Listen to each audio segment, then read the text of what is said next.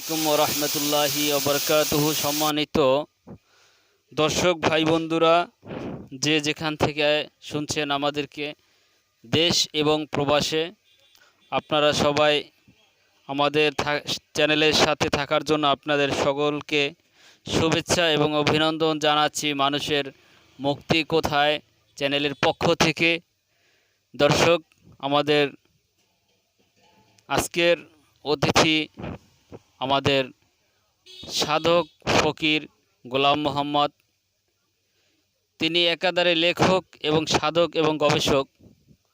দর্শক, আজকে তার এই প্রবীণ বয়সে বিভিন্ন সমাজের কুসংস্কার এবং সমাজের অপ্রীতিকর ঘটনা নিয়ে আমাদের স্যারের লেখালেখি। আজকে স্যার আমাদের জন্য একটি লেখা নিয়ে আসছেন, যে কোরআনে বলা আছে যে তোমাদের শাহরকের অতি নিকটে আমি, তারপরও আমাকে তোমাদের ডাকতে হবে।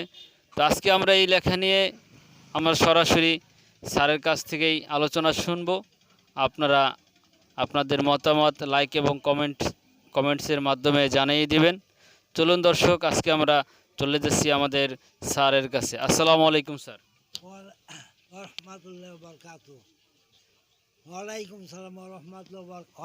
সালাম রহমতুল্লাহ বরকাতু। আলহামদুলিল্লাহ। বিশ্বাস করিতে পারি না আল্লাহ আমাদের সাহারগের দ্বারে। বিশ্বাস করিতে পারি না আল্লাহ আমাদের সাহারগের ধারে। নিকটে থাকিলে আল্লাহ মানুষ কেন অবৈধ ক্রিয়ায় থাকিলে। বিশ্বাস করিতে পারি না আল্লাহ আমাদের সাহারগের দ্বারে। নিকটে থাকিলে আল্লাহ মানুষ কেন অবৈধ ক্রিয়ায় লিপ্ত রে।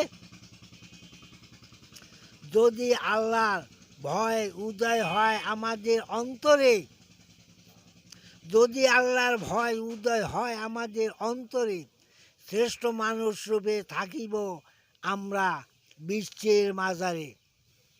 শ্রেষ্ঠ মানুষ রূপে থাকিব আমরা বিশ্বের মাজারে। যাদের অন্তরে আল্লাহর ভয় নাই তারাই অবৈধ কর্ম করে। যাদের অন্তরে আল্লাহর ভয় নাই তারাই অবৈধ কর্ম করে। বিশ্বাস করিতে পারি না আল্লাহ আমাদের সাহারগের ধারে। বিশ্ব ব্রহ্মাণ্ডে সব কিছু সৃষ্টি আল্লাহর ইচ্ছায়। বিশ্ব ব্রহ্মাণ্ডে সব কিছু সৃষ্টি আল্লাহর ইচ্ছায়।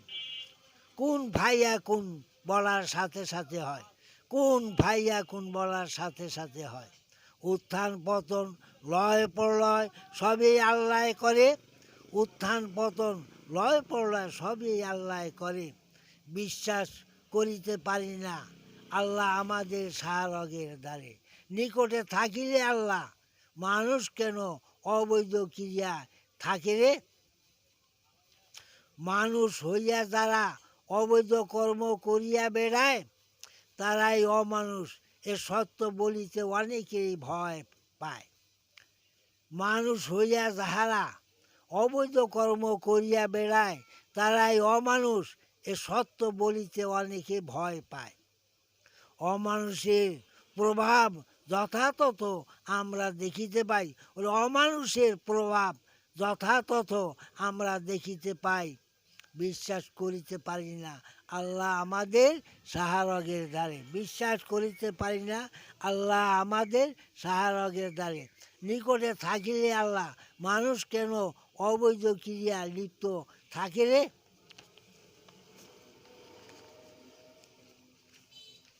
অদম গোলাম মোহাম্মদ এইবার ভেবে কয়, অদম গোলাম মোহাম্মদ এইবার ভেবে কয়, দুর্নীতি অবিচার অত্যাচার সব অমানুষের দ্বারাই হয়। অদম গোলাম মোহাম্মদ এইবার ভেবে কয়, দুর্নীতি অবিচার অত্যাচার সব অমানুষের দ্বারাই হয়। সদাই তাহারা লোভ লালসার অহংকারে থাকে বিবরে। ওরে সদাই তাহারা লোভ লালসার অহংকারে থাকে বিবরে। বিশ্বাস করিতে পারি না আল্লাহ আমাদের সাহারগের ধারে। ধন্যবাদ স্যার। আজকে স্যার আমাদের মাঝে সুন্দর সুন্দর সুন্দর লেখা নিয়ে আমাদের মাঝে আগমন করলেন। আসলে আমরা সমাজে অসংখ্য অগণিত খারাপ কাজ করে থাকি। তো আমাদের স্যার আজকের তার ভাঙা ভাঙা কণ্ঠে, আজকে তার সেই প্রবীণ বয়সের কণ্ঠে, যে বয়সে তার চেহারা এবং শরীর চামড়া সবই নুয়ে পড়েছে, যে বয়সে তিনি সারাদিনেই রেস্টে থাকার কথা ছিল, সেই বয়সে সমাজকে কুসংস্কার মুক্ত করার জন্য, সমাজকে অন্যায় মুক্ত করার জন্য তার আজকে কলম ধরা। আজকে তিনি কলমের মাধ্যমে বলে দিলেন যে আমরা বিশ্বাস করিতে পারি না আল্লাহ আমাদের সাহারগের ধারে।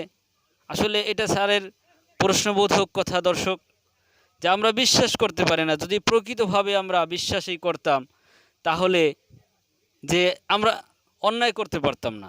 যদি জানতাম, দিল থেকে যদি আমরা বোঝার চেষ্টা করতাম, মস্তিষ্ক দিয়ে যদি আমরা চিন্তা করতাম যে আল্লাহ আসলেই আমাদের সাহারগের নিকটে, এটা যদি আমরা প্রকৃত অর্থেই মেনে নিতে পারতাম তাহলে আমাদের পক্ষে অন্যায় করা সম্ভব হতো না।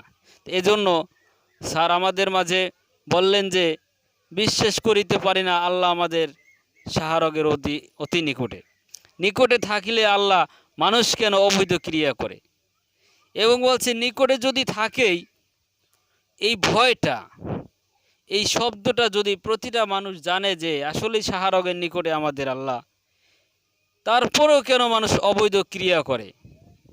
এই অবৈধ ক্রিয়া কেন করে, কারা করে? যদি আল্লাহর উপর ভরসা উদয় হয় আমাদের অন্তরে, শ্রেষ্ঠ মানুষ রূপে থাকিব আমরা বিশ্বের মাঝারে। দেখেন দর্শক, খুব সুন্দর চরণগুলো নিয়ে আসছেন।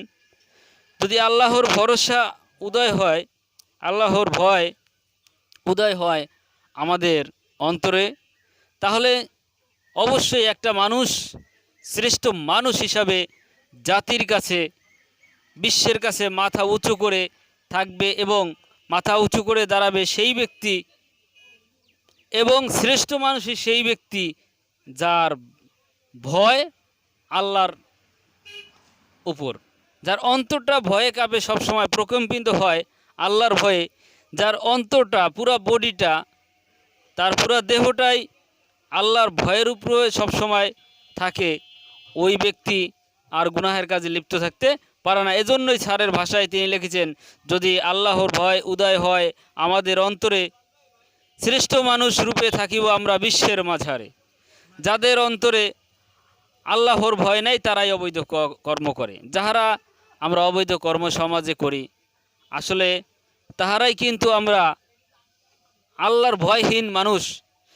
যদি কলিজায় মানুষের আল্লাহ তাআলার ভয় থাকে তাহলে ওই ব্যক্তির পক্ষে কখনো অবৈধ কর্মকাণ্ড করা সম্ভব না।